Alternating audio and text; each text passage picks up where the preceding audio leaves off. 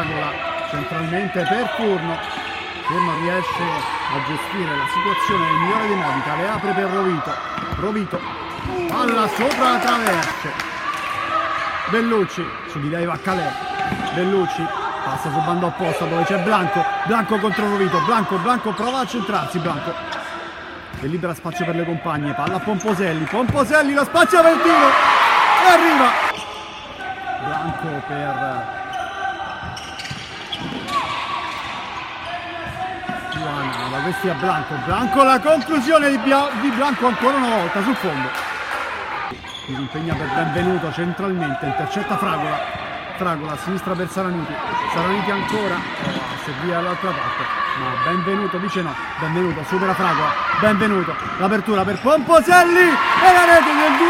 2-0 dell'Olympus. Cacciola apre per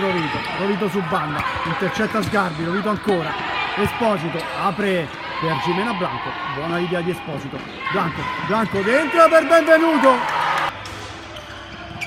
di piazza, ancora con Rovito, Saraniti dentro per Calè, c'è Giulianisi, Bellucci, la rete del 3-0, rispetta la posizione della giocatrice con maglia numero 9 dell'Olympus. Saraniti intercetta Blanco,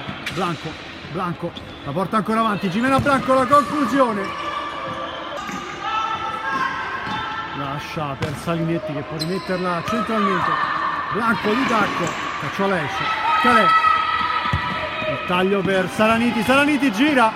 e la parata.